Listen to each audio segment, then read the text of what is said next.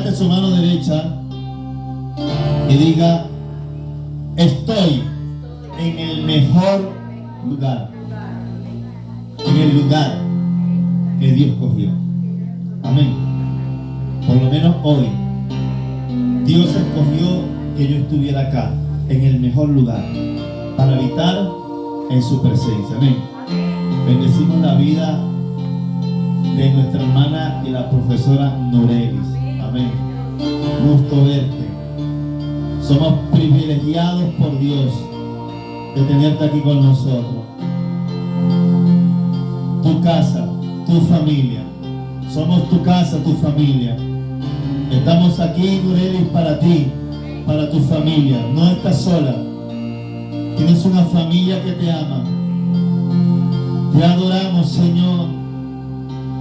Hay una presencia de Dios extraordinaria en esta mañana. Hay una presencia de Dios que está desbordando este lugar.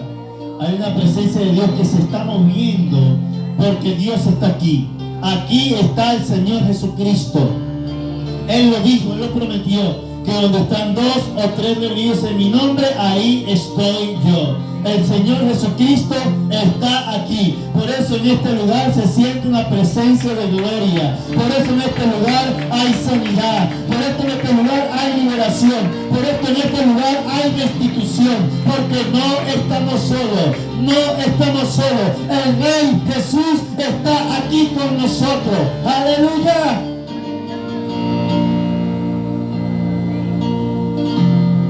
Gloria sea el nombre de Dios.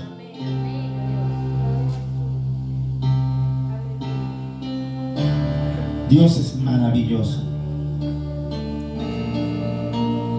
Pero Dios no quiere hablar. Dígale que está a su lado. Dígale: Dios te quiere hablar. José, Dios te quiere hablar. Dios te quiere hablar. Dios nos quiere hablar. Amén. Y vaya conmigo a Deuteronomios capítulo 6. Ayer tuvimos las primicias de los niños. Ayer en una iglesia de Juan Pablo, con Casa Plenitud Juan Pablo, tuvo su primicia con los niños. Y hoy Casa Plenitud, pero también la Fernaneta, tuvo sus primicias el día viernes. Y Juan Pablo, la iglesia en general, va a tener primicias hoy a las 7 de la noche. Estamos todos invitados. Vamos a estar ahí todos juntos, dándole la primicia a nuestro Dios. Ayer en las primicias predicaba mi hijo Josué. Y yo le decía a mi esposa, porque a mí me gusta sentarme atrás. Me gusta sentarme allá atrás. Me siento justamente al lado de la entrada de la puerta. Ayer Josué, mi hijo, estaba sentado en la puerta, estaba con su cuaderno aquí, con la Biblia, con lo que iba, y estaba bien aquí, y estaba como así, como pensativo. Y yo le decía a mi esposa: ¿qué estará pensando él? ¿Qué estará pensando Josué? Ahí sentado. Y ayer comentaba con un sobrino y le decía: ¿qué está pensando? Y él decía: yo me imagino que Josué estaría ahí pensando, yo pienso imaginando, ¿en qué me metí? Y ayer predicó, y vamos a hablar de esta palabra de que él estaba soltando ayer, porque es algo que ministró mucho mi vida. Y a pesar de que él estaba ahí, él es tímido, pero a pesar que en medio de su timidez se atrevió a hacer algo para Dios, a darle algo a Dios. ¿Sabes? No importa de repente lo defectuoso que tú estés haciendo algo, o de repente lo imperfecto que tú sientas que tú seas. Lo importante es darle a Dios algo, pero que lo que estés dándole a Dios sea lo mejor que hay en tu corazón. Miren, si Dios estuviera buscando gente perfecta, no estaríamos nosotros acá. Jesús dijo: yo no vine a buscar a sanos, sino enfermos.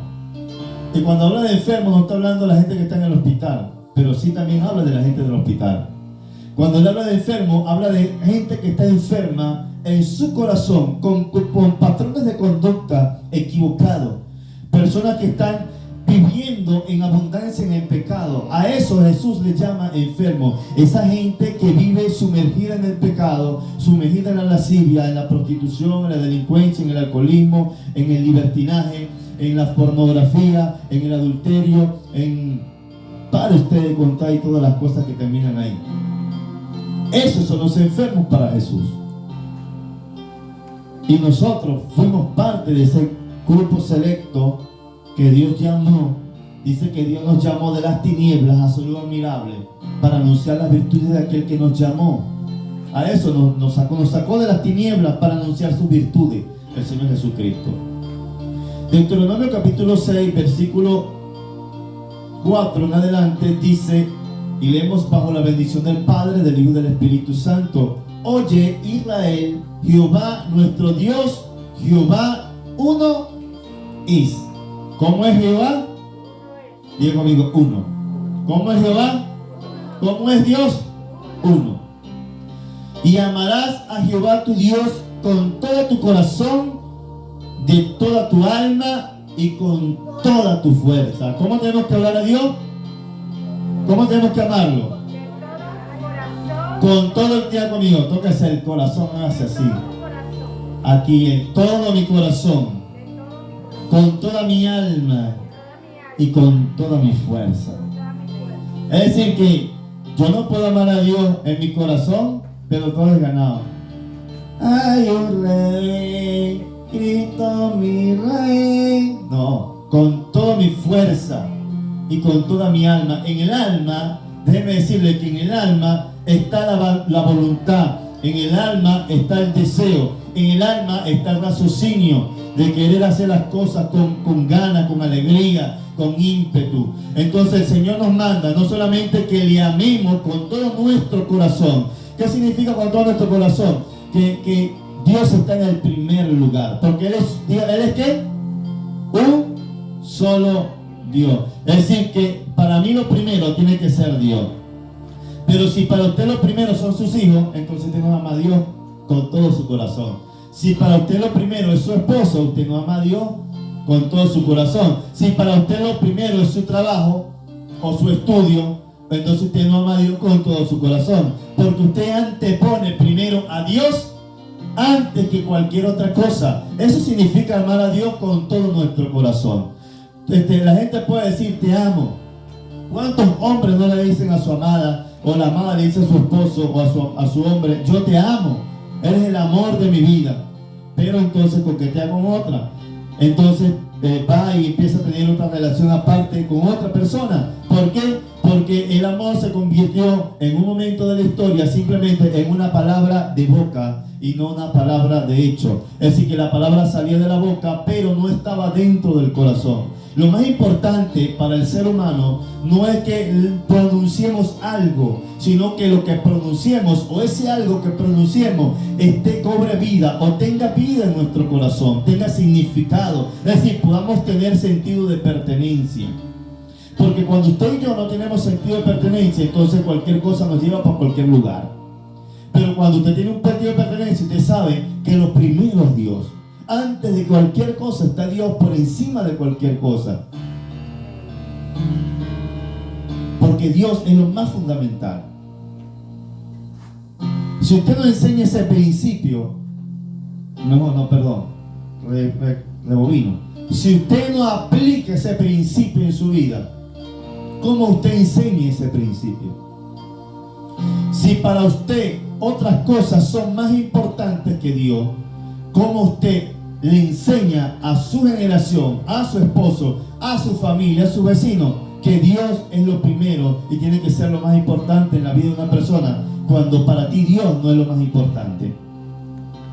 Para ti Dios es más importante tu trabajo, tu esposo, tus hijos, el salón de belleza, de repente un partido de fútbol es más importante que Dios. Entonces cuando todo eso es más importante que Dios, entonces ya tú invalidaste esta palabra, porque no estás amando a Dios con todo tu corazón, porque en tu corazón predominan otras cosas. Y cuando tu corazón, es decir, del corazón sale el deseo, la voluntad, del corazón salen las guerras, las pleitos, las contiendas, pero también sale el amor, la compasión, la benignidad, la abundancia. Todas esas cosas salen del corazón, pero de acuerdo hacia donde esté inclinado mi corazón, va a salir lo que hay en mi corazón. Entonces yo como creación de Dios, como creación de Dios, como llamado por Dios, tengo que entender que tengo que amar a Dios con todo mi corazón. Y para amar a Dios con todo mi corazón, hay cosas que yo tengo que anteponer primero, para darle a Dios su lugar.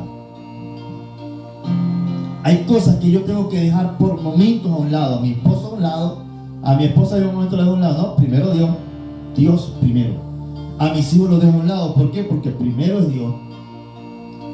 La economía a un lado porque primero es Dios. Mi trabajo a un lado porque primero es Dios. Por lo menos hablando en primera persona. El fútbol a un lado porque primero es Dios. De repente la mujer, el salón de belleza porque primero es Dios. Primero está Dios antes que cualquier otra cosa. Eso es amar a Dios con todo el corazón y también con toda el alma. ¿Por qué? Porque el alma es la voluntad. Es decir, usted se mueve por voluntad propia porque ha entendido o ha aprendido a amar a Dios como Dios desea ser amado. Necesitamos amar a Dios como Dios desea que le amemos. No como le dije, la historia distorsionada del amor, que yo te amo con todo mi corazón, pero como te amo con todo mi corazón, voy a otro lugar. Por lo menos te dirá, bueno, yo amo tomar Coca-Cola, ¿verdad?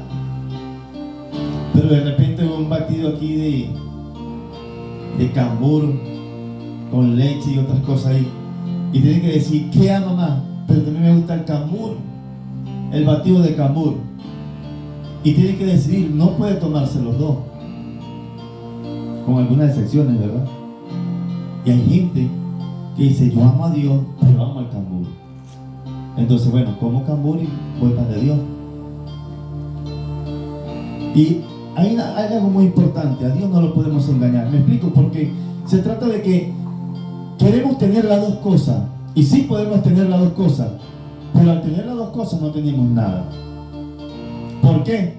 Porque a Dios no lo podemos engañar. Sí, yo deseo tantas cosas. Hay gente, mire, que se ha apartado de Dios por las razones equivocadas, porque no ha entendido cuando el enemigo le mete el pie para que caiga, y ya después que se da cuenta. Pero eso es otro caso, no le pasa a usted. Entonces dice la palabra, amarás a Jehová tu Dios con todo tu corazón y con toda tu alma y con toda tu fuerza, y estas palabras que yo te mando hoy estarán sobre tu corazón. ¿Dónde tienen que estar estas palabras? Sobre tú, y conmigo, sobre mí, debajo de mi corazón, al lado de mi corazón, diga conmigo, sobre. Es decir, mi mano está sobre el vaso. ¿Qué hago yo cuando mi mano está sobre el vaso? La tapo. Pero una cosa muy diferente es que mi mano esté al lado del vaso. Y otra cosa muy diferente es que mi mano esté debajo del vaso. Entonces Dios especifica y Dios dice, y estas palabras que yo te mando hoy estarán sobre tu corazón. Y luego dice, sigue hablando, y las repetirás a tus hijos, y hablarás de ella estando en tu casa, y andando por el camino, al acostarte y cuando te levantes, y las atarás como señal en tu mano, y estarán como frontales entre tus ojos, y las escribirás en los postes de tu casa y en tus puertas. Cuando Jehová tu Dios te haya introducido en la tierra que juró a tus padres, Abraham, Isaac y Jacob, que te daría en ciudades grandes y buenas que tú no edificaste, y casas llenas de todo bien que tú no llenaste, y cisternas cavadas que tú no cavaste, viñas y olivares que tú no plantaste, y luego que comas y te sacie. Cuídate de no olvidarte que te sacó de la tierra de Egipto, de casa de servidumbre. A Jehová tu Dios temerá y a él solo servirá. Y por su juramento jurará. No andarás en pos de dioses ajenos, de los dioses de los pueblos que están en vuestro alrededor. Porque el Dios celoso, Jehová tu Dios, en medio de ti está, para que no se inflame el furor de Jehová tu Dios contra ti y te destruya de sobre la tierra. No temerás a Jehová vuestro Dios, como lo tentaste en Masá. Guardad cuidadosamente los mandamientos de Jehová vuestro Dios y sus testimonios y sus estatutos que te ha mandado. Y haz lo recto y bueno ante los ojos de Jehová, para que te vaya bien y entres y poseas la buena tierra que Jehová tu Dios juró a tus padres, para que Él arroje a tus enemigos de delante de ti, como Jehová ha dicho. Gloria sea al Señor.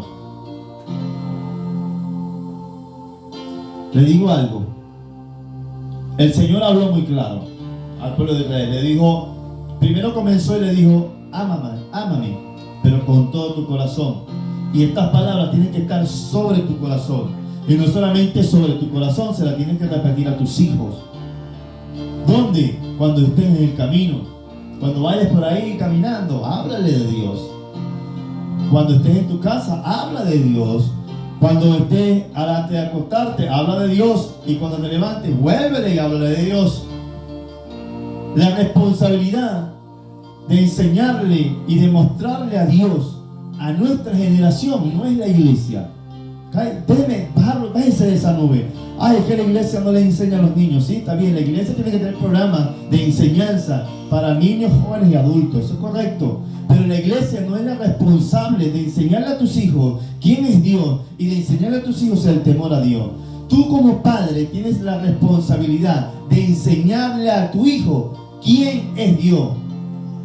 Es tu responsabilidad delante del cielo y delante de Dios. Dios nos entregó esa responsabilidad. Pero ¿cómo nosotros hablamos de alguien quien no conocemos? ¿Por qué la gente habla tanto de TikTok? ¿Por qué la gente habla tanto de Instagram, de WhatsApp, de Facebook? Porque conoce esas herramientas. Cómo sacar un audio, cómo sacar un video o introducirse dentro del audio, introducirse dentro del video para aparecer en ese video, porque conocen la tecnología. Nosotros conocemos más tecnología que conocemos y no conocemos al Dios que creó la tecnología. Necesitamos conocer al Dios que creó la tecnología. ¿Cómo podemos hablar de Dios si no le conocemos? Ahora, ¿cómo conocemos a Dios? Conocemos a Dios cuando nosotros empezamos a leer la Biblia. Conocemos a Dios cuando nosotros oramos. Conocemos a Dios cuando nosotros cantamos. Conocemos a Dios cuando nosotros nos congregamos. Siempre 4 cosas que le van a ayudar a usted a conocer a Dios y a profundizar su relación con Dios. Es lectura de la Biblia, oración, cántico y congregarse. Son 4 cosas muy básicas, pero que te van a ayudar a tu relación con Dios y a conocer la voluntad de Dios para tu vida. Y de esa manera tú vas a poder interpretar qué es lo que Dios te está hablando y qué es lo que Dios quiere que tú hagas y cómo debes tú dirigir tu hogar, cómo debes tú dirigir tu matrimonio, cómo debes tú dirigir a tus hijos, cómo debes tú dirigir tu economía, cómo debes tú comportarte. ¿Por qué? Porque estás conociendo al Dios que te creó, y como cuando conoces al Dios que te creó, tú puedes hablar de Él. Pero nadie puede hablar de Dios si no le conoce. Y ese es el problema, que hay gente dentro de la iglesia que no conoce a Dios. Y por eso la gente dentro de la iglesia sigue siendo la misma gente, nunca cambia. ¿Por qué? Porque no conocen al Dios que cambia. Pero una vez que nosotros conocemos al Dios que cambia, nuestra vida nunca será la misma. Porque habremos entendido que no estamos solos. Habremos entendido que hay uno que pelea nuestras batallas. Y que si Él pelea nuestras batallas, nosotros estamos confiados porque Él venció por nosotros. Jesús le dijo a sus discípulos: confiad, yo he vencido al mundo. ¿Y cuál es la victoria que vence al mundo? Nuestra fe. La Biblia no es un libro de historia ni de filosofía. La Biblia es un manual de vida para el cristiano, para el que cree. Es un manual de vida un manual de conducta, de comportamiento, de ética, que nos enseña quién es Dios y nos enseña cuál es el diseño, cuál es el propósito y qué es lo que Dios espera de nosotros. Por eso es la importancia desde Moisés de escribir el Pentateuco, y aquí en Deuteronomio capítulo 6, cuando habla y nos dice que amemos a Dios, pero lo amemos de verdad. Por eso el Señor Jehová dijo: este pueblo con sus labios me honra, pero su corazón está lejos de mí. La gente puede hablar de Dios, la gente puede predicar muy bonito de Dios, pero aún así su corazón puede que esté muy lejos de Dios. Hay gente que canta muy bonito, pero su corazón está lejos de Dios. Hay gente que danza muy bonito, pero su corazón está lejos de Dios. ¿Por qué? Porque no han conocido a Dios, o porque no tienen intimidad con Dios. Y la intimidad con Dios es constante todos los días: oración, lectura, adoración, congregarnos. La iglesia, cuando nos reunimos, porque yo soy la iglesia, tú eres la iglesia, este es el templo, la estructura donde la iglesia se reúne. Entonces, cuando nosotros nos reunimos en el templo, es para aprender qué es lo que Dios quiere de mí, qué es lo que Dios me quiere decir, qué es lo que Dios espera de mí. Necesitamos entender, pero más allá de entender, necesitamos aprender a escuchar a Dios para poder entenderlo. Porque hay gente que escucha pero no oye. Hay gente que escucha pero no oye. Oír atentamente las palabras de Dios, oír lo que realmente Dios está hablando, es muy importante para el creyente. Y le habla, y me impacta esto, porque dice el Señor, dice, cuando le prometió a Abraham, a Isaac y a Jacob que le daría ciudades grandes y buenas que tú no edificaste, y casas llenas de todo bien que tú no llenaste, y cisternas cavadas que tú no cavaste, viñas y olivares que tú no plantaste, y luego que comas y te sacies, cuídate de no olvidarte de Jehová, que te sacó de la tierra de esclavitud, de casa de servidumbre. ¿Por qué habla? ¿Por qué el Señor empieza y dice: te voy a dar esto, te voy a dar aquello, te voy a dar esto, te voy a dar esto otro, te voy a dar casa, te voy a dar carro, te voy a dar posesiones, te voy a dar esto, te voy a dar una familia hermosa, te voy a dar... pero cuídate de no olvidarte de Jehová tu Dios? Mire, la posición económica, los placeres materiales, los deseos materiales son algo muy, pero muy peligroso, que sin darnos cuenta nos sacan del propósito de Dios. ¿Por qué? Porque nos apasiona. ¿A cuánto no le gustaría tener una gran finca con vacas, caballos, piscina, todo eso? Yo no sé, a mí me gustaría. Ojalá y Dios me premie algún día, no sé, solamente Dios lo sabe. O una mansión de 3 pisos, wow, con todos los juguetes. A mí me gustaría, yo no sé usted, pero a mí me gustaría. O un carro de la última moda, a mí me encantaría. Me gustaría tener hasta un yate, me gustaría tener hasta un avión, si es posible, un helicóptero, para de repente ir de aquí para allá, de allá para acá, y moverme rápido. En 2 horas puedo estar en tal sitio y volver para acá. A mí me gustaría. Pero la pregunta es, ¿qué le gustaría a Dios? Porque tal vez Dios me pueda dar esas cosas, pero de repente yo no quiero salir de la casa porque tengo las comunidades, tengo un aire, tengo un plasma, tengo todo eso. Entonces, no tengo flojera, mejor me quedo aquí viendo televisión, o mejor me quedo durmiendo. No, yo no voy a la iglesia porque yo tengo un carro, entonces tengo que viajar, voy de paseo, me voy a ir a la finca, tengo que atender el ganado. Entonces ahí es donde Dios va y dice: acuérdate de no olvidarte de Jehová tu Dios, porque no podemos olvidar de Dios. O sea, ¿qué hacen las posesiones muchas veces cuando no hay madurez? Diga conmigo: me distrae. Y a tal punto también puede, aparte de distraerte, te saca del propósito. ¿Por qué te distrae? Porque, cónchale, tú tienes que correr a atender a las vacas. Ay, no, es que las vacas, mañana voy a la iglesia. Hoy no, pastor, pasa que la vaca. No, de repente, oye, pastor, es que tengo que irme de viaje, para que hay un viaje familiar. Mañana voy. Ay, pastor, es que usted sabe que tengo que ir al banco porque tengo que ir a hacer un depósito, a buscar ¿cómo se llama eso? Un cheque de gerencia, para hacer un trance y todo eso, todo lo demás. y no está mal, pero sin darte cuenta, esas cosas que no están mal te llevan por un círculo que te está distrayendo y te está sacando del propósito. Y se lo digo con propiedad, porque sin darnos cuenta o sin darme cuenta, en ocasiones el enemigo me ha sacado de mi propósito y he abandonado el propósito o la asignación que Dios me dio. ¿Por qué? Porque estoy distraído en otras cosas.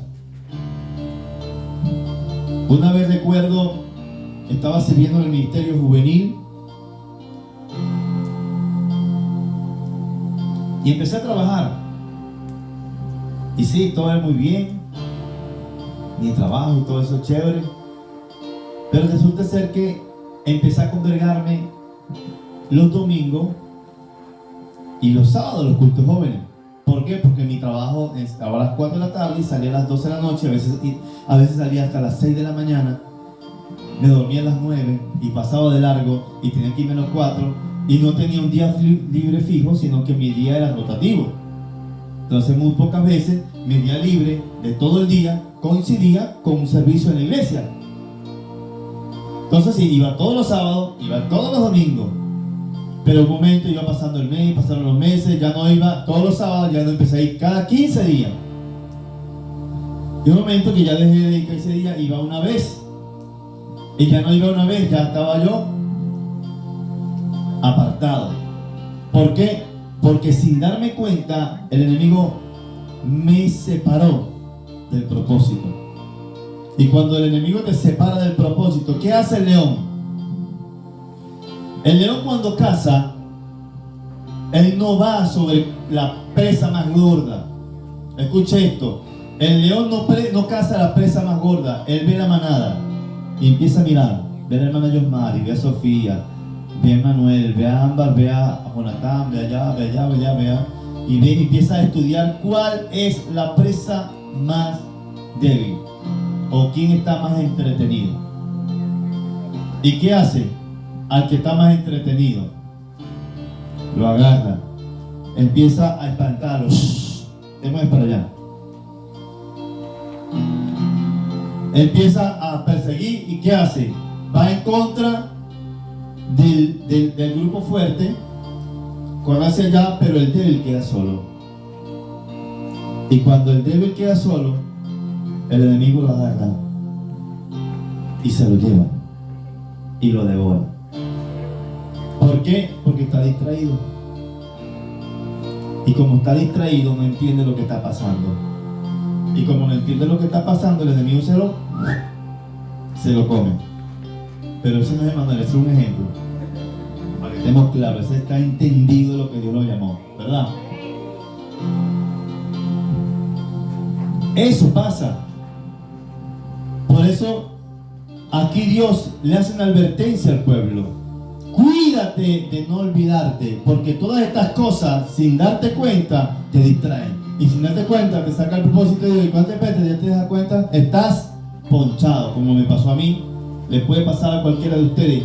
¿Por qué? Porque eso es lo que hace el enemigo. Nos aísla, nos separa y después nos devora.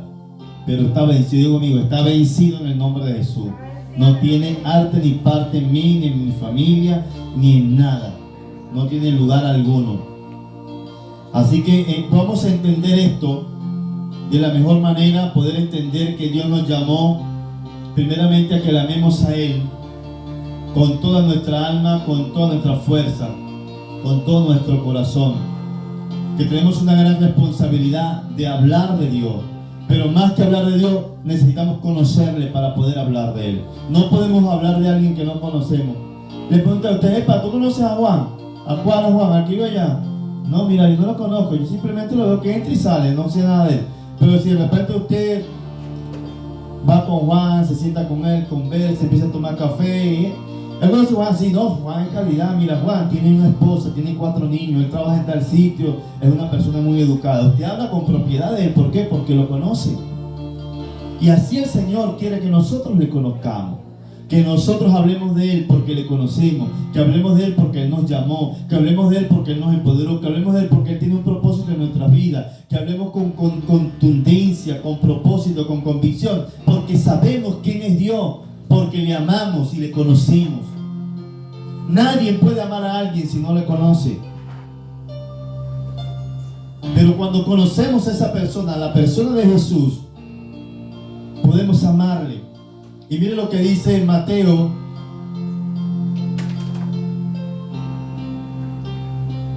capítulo 22, versículo 36, hablando del gran mandamiento. Dice así: Maestro, ¿cuál es el gran mandamiento en la ley?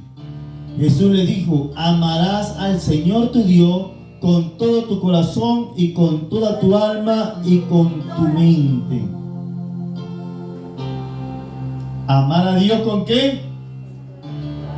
Con todo mi corazón, con toda mi alma, y aquí dice con toda mi mente.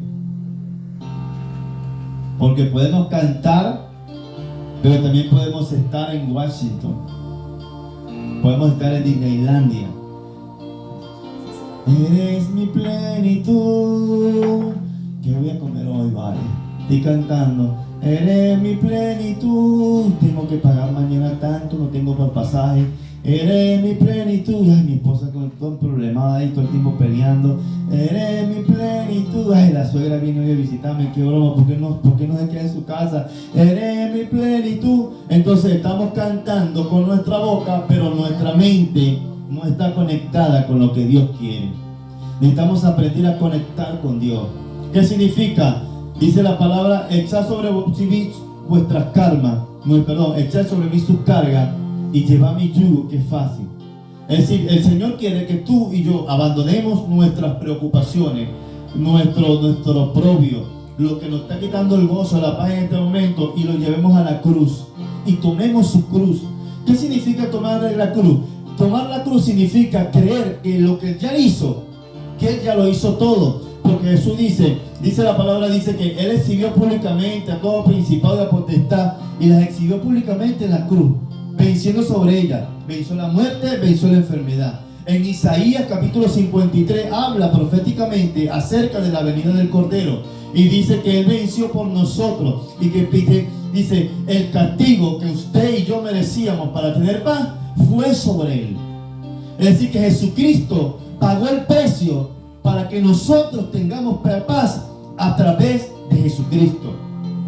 Es decir, que mi paz no está condicionada si mi esposo me ama, mi esposa me ama, si mis hijos me quieren, mis hijas me quieren, si hay plata en la cuenta, si hay comida en la casa. Mi paz no está condicionada a eso. Mi paz está condicionada a lo que ya Jesús hizo en la cruz por mí, que Él ya pagó el precio. El castigo para que yo tuviera paz fue sobre Él. Es decir, que yo tomo de esa paz que Él ya me entregó y la tomo para mí. Y yo confío de que tal vez mi esposa está brava, tal vez mis hijos no me quieren y mi esposa no me quiere, la suegra no me pasa, de repente no me alcanza el dinero porque no tengo, no hay que comer, no hay que comprar, pero yo sé que mi paz viene de Dios y yo sé que Dios es mi proveedor y que Dios me va a ayudar, que Dios va a hacer que mi esposa me empiece a querer, que mis hijos me amen, que mi suegra me ame, va a hacer que la provisión llegue a mi casa porque en Él yo estoy confiando. De eso se trata tener paz.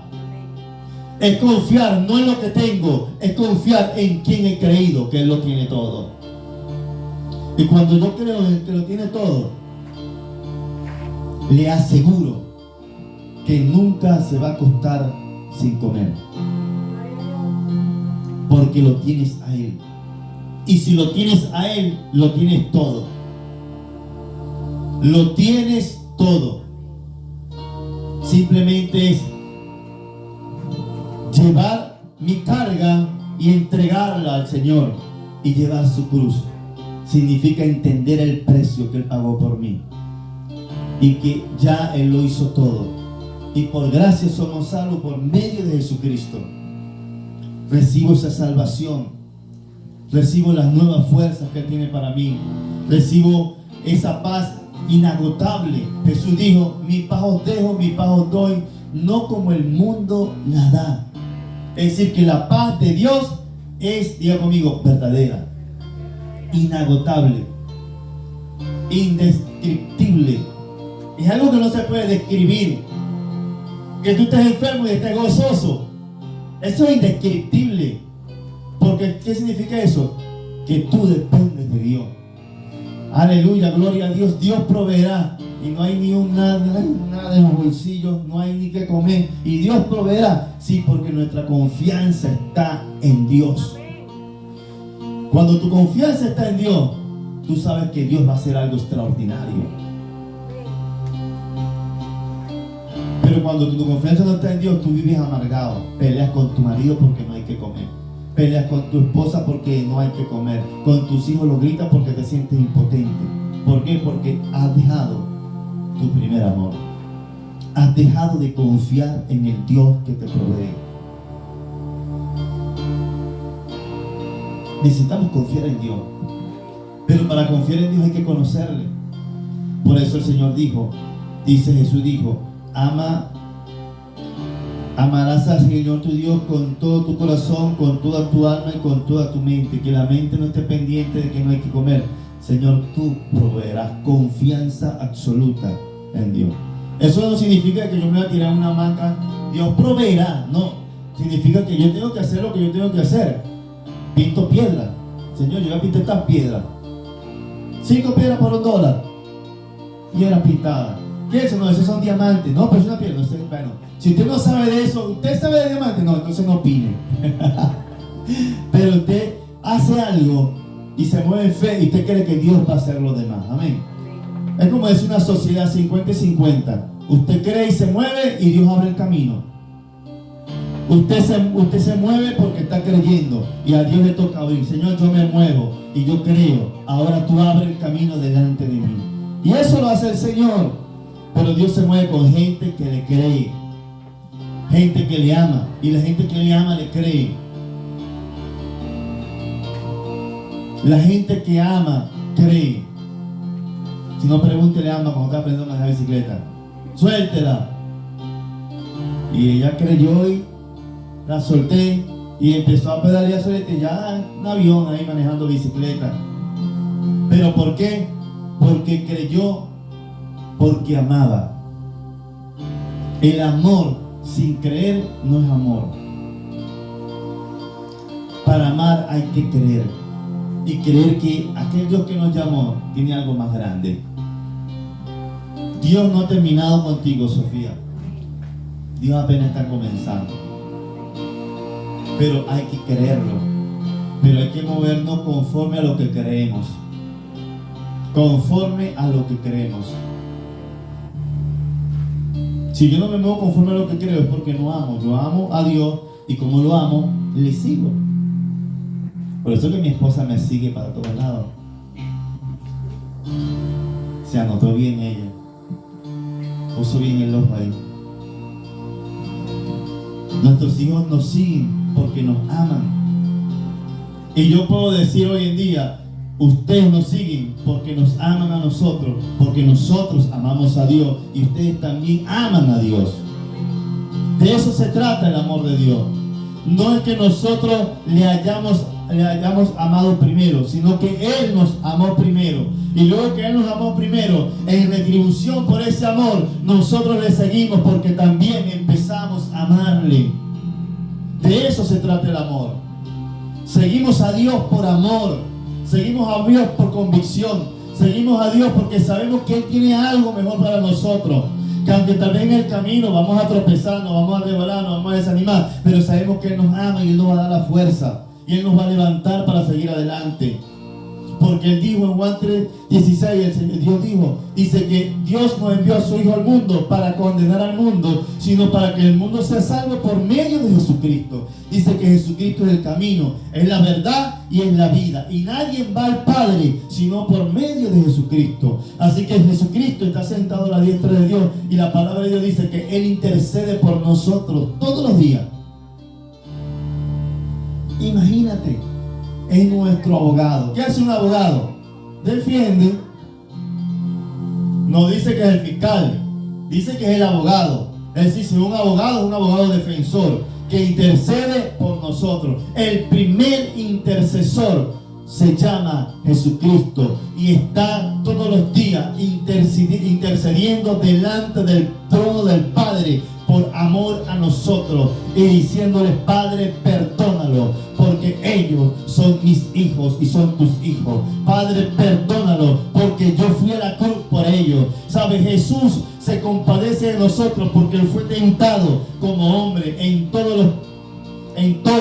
Dice, fue tentado en todo. Así que Él se compadece y Él sabe lo que tú estás viviendo, lo que tú estás sintiendo, tu preocupación, tu angustia, tu desesperación. Él lo sabe. Por eso Él está en el trono como hombre, porque Él subió como hombre delante del cielo, está como hombre, está intercediendo por ti, intercediendo por mí, para que nosotros podamos resistir, para que nosotros nuestra fe no desmaye, para que nosotros sigamos firmes, creyendo en aquel que nos llamó, en aquel que pagó el precio en la cruz.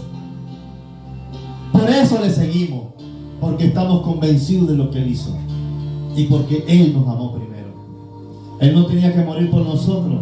Sin embargo, Él sabía lo grosero, lo malcriado, lo sinvergüenza que pudiéramos haber sido, o seremos, o somos.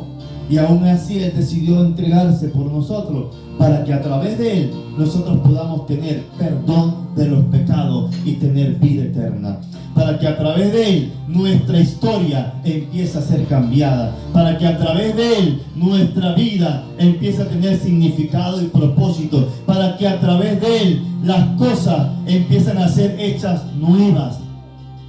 Eso lo hace el Señor Jesús. Pero ¿cuándo lo hace? Cuando le conocemos y cuando le seguimos. Sí, yo he escuchado de Dios. Dios me va a ayudar. Yo confío mucho en Dios, hermano. Hermano, yo confío mucho en Dios. Yo leo la Biblia todos los días. Yo la leo, hermano. Yo leo la Biblia. Yo oro todos los días, hermano. Todos los días yo oro. Y me encomiendo al Padre en todo eso, Señor. Me llamas Señor, pero no me obedeces. Me llamas Padre, pero no me buscas. Me llamas Señor, pero no me sigues. Por eso el Señor dijo: este pueblo de labios me honra, pero su corazón está lejos de mí. No se trata de conocer solamente a Dios, sino empezar a seguirle. Es tiempo de seguir al Señor. Y le garantizo que Dios nunca te va a defraudar. Te garantizo que va a valer la pena. Todo el esfuerzo, toda la inversión que tú hagas en Dios valdrá la pena. Y Dios te lo va a regresar con creces. Dios cambiará tu historia. Porque Dios es Dios que cambia. Es un Dios que transforma. Amén. Póngase de pie.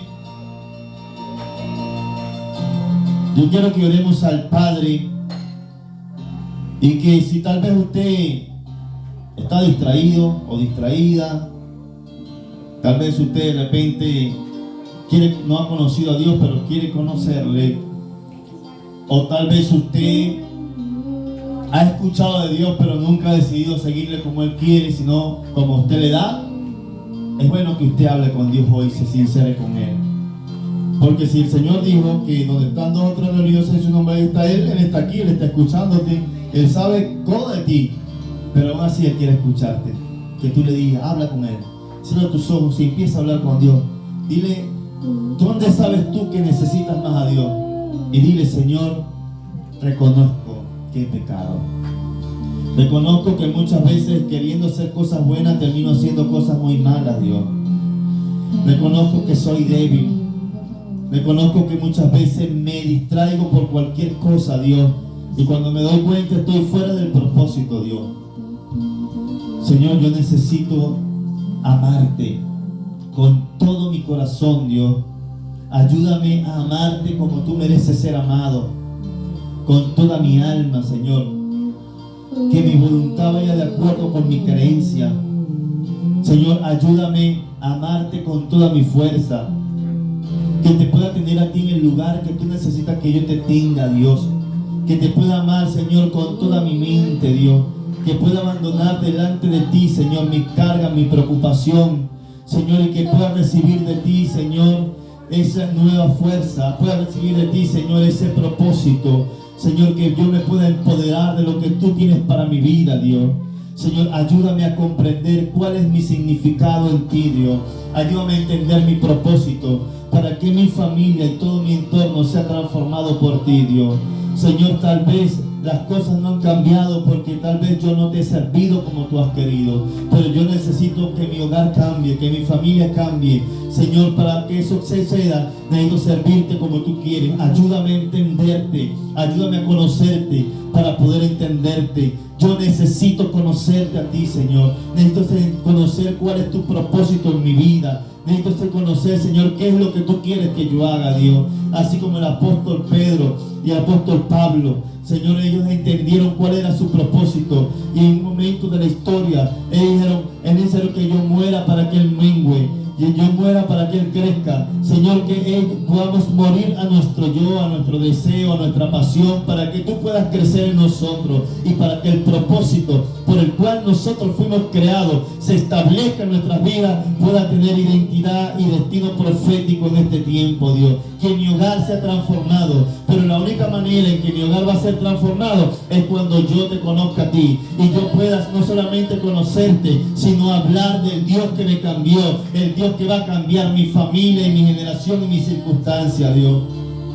Señor, te necesito más que ayer y más que nunca, Dios, porque sin ti, Señor, estoy perdido. Te necesito, Dios. Necesito conocerte cada día más.